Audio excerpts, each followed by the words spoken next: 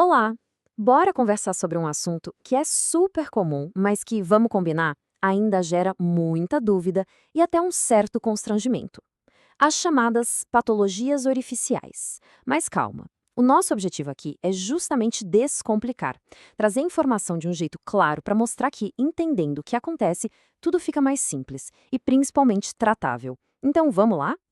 E olha só, tudo começa aqui, com esta frase que já entrega o principal problema. A palavra hemorroida virou uma espécie de termo genérico, sabe? Um guarda-chuva onde se joga tudo quanto é tipo de problema no retal. E é aí que mora a confusão. A nossa missão hoje é justamente abrir esse guarda-chuva e colocar cada coisa no seu devido lugar. E para começar a organizar a casa, a primeira grande verdade é esta: todo mundo tem hemorroidas. Sim, é isso mesmo, elas são parte da nossa anatomia, um tecido cheio de vasos sanguíneos que ajuda inclusive na continência. O problema não é ter hemorroidas. O problema é quando elas inflamam, incham e causam sintomas. Aí sim a gente está falando da doença hemorroidária. Então, o foco não é no tecido, e sim nos sintomas. Bom, para a gente não se perder, nosso papo vai seguir essa trilha aqui, ó. Primeiro, como se chega ao diagnóstico. Depois, a gente mergulha na condição mais famosa, a doença hemorroidária. Em seguida, vamos entender as fissuras, ver outras condições que também aparecem e, claro, terminar com o mais importante, os tratamentos. Tudo bem organizadinho. Certo. Então, primeiro passo de todos, o exame. A gente sabe que só o nome já pode causar um certo arrepio, né? Mas a ideia aqui é mostrar que é um processo médico super direto, fundamental para saber exatamente o que está acontecendo. Basicamente, o exame se divide em 3 etapas bem simples. Primeiro, só de olhar, a inspeção, o médico já consegue ver muita coisa. Depois, uma palpação bem suave por fora. E por fim, o toque retal, para sentir como as coisas estão por dentro. Cada um desses passos é como uma peça de um quebra-cabeça que ajuda a montar o diagnóstico correto. E, se precisar de uma visão mais detalhada, existem ferramentas para isso, pense nelas como uma lanterna especial. O anoscópio, por exemplo, ajuda a ver a parte finalzinha do canal, o que é essencial. Os outros, como o retossigmoidoscópio e o colonoscópio, permitem uma espiada mais profunda para garantir que nada importante passe despercebido. Beleza, exame entendido. Agora sim, vamos focar na campeã de audiência, a condição que leva metade das pessoas ao consultório de coloproctologia. É hora de entender de uma vez por todas o que é a tal da doença hemorroidária. Mas o que leva a isso afinal? Pensa assim, quase tudo que aumenta a pressão ali na região anal pode ser um gatilho. O esforço para evacuar por causa do intestino preso, a pressão do útero durante a gravidez, levantar muito peso na academia, até mesmo uma tosse crônica que não vai embora. Tudo isso contribui. E claro, a genética também pode dar uma forcinha. E aqui vem um ponto muito importante. Existe uma grande diferença entre as hemorroidas internas e as externas. A localização delas muda completamente os sintomas. As internas ficam numa região com pouca sensibilidade à dor. Por isso, o principal sinal delas costuma ser o sangramento. Já as externas ficam numa pele super sensível.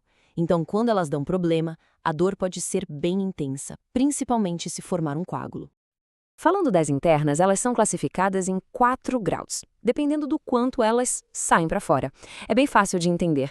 Grau 1, ela está quietinha lá dentro. Grau 2, ela dá uma escapadinha durante o esforço, mas volta sozinha para o lugar. No grau 3, ela sai e precisa de uma ajudinha manual para voltar. E o grau 4 é quando ela já fica para fora o tempo todo, não volta mais. Já a doença hemorroidária externa tem, digamos, 2 atos principais. A fase aguda, que é a trombose, aquele nódulo azulado e super doloroso que aparece de repente, e a fase crônica, que é o que pode sobrar depois da crise, um excesso de pele, o plicoma, que geralmente não dói, mas pode incomodar na hora da higiene. Certo? Agora, vamos virar a página. Lembra que nem tudo é hemorroida? Pois bem, se o sintoma principal for uma dor muito, mas muito aguda, que parece um corte, principalmente na hora de ir ao banheiro, a gente já acende o alerta para outra coisa, a fissura anal. E o que é uma fissura? A imagem mais perfeita é a de um corte de papel. Sabe aquele cortezinho que dói um monte? É exatamente isso, só que em um lugar extremamente sensível. É uma feridinha, um pequeno rasgo. E ela pode ser aguda, se for recente, ou se tornar crônica quando simplesmente teima em não cicatrizar. O grande problema da fissura é que ela cria um ciclo vicioso terrível. Pensa comigo, o trauma inicial geralmente fezes mais duras, causa o corte. A dor é tão intensa que o músculo do esfíncter se contrai com toda a força, como reflexo. Essa contração aperta os vasos sanguíneos, diminuindo a chegada de sangue da ferida. E sem sangue, a cicatrização não acontece direito. Aí, na próxima evacuação, o ciclo recomeça. O tratamento precisa quebrar essa corrente. Para completar o nosso guia, vamos passar rapidinho por outras 3 condições que também podem aparecer por ali e causar confusão. Aqui, a gente resume bem as diferenças. O abscesso é uma infecção aguda, com pus, dor forte, inchaço, febre. É uma emergência. A fístula, muitas vezes, é a consequência crônica disso. Um pequeno túnel que se forma e fica drenando secreção. E o cisto pilonidal? Atenção aqui. Ele não tem nada a ver com o ânus. Ele acontece mais para cima, na região do cóccix, no final da coluna. Ufa, bastante coisa, né? Mas agora vamos para a parte mais esperada. E aí? Como resolve? A boa notícia é que, com o diagnóstico certo em mãos, existem muitos caminhos eficazes para o tratamento. E pode acreditar, a base de tudo, o alicerce para quase todos os tratamentos, começa em casa, com mudanças no estilo de vida. Aumentar as fibras na alimentação, beber muito mais água, não ficar horas no banheiro fazendo força. Outra coisa é a higiene, que deve ser suave. E as banhas de assento com água morninha são um verdadeiro alívio e ajudam muito na recuperação. Agora, quando só as mudanças de hábito não são suficientes, existem os procedimentos médicos.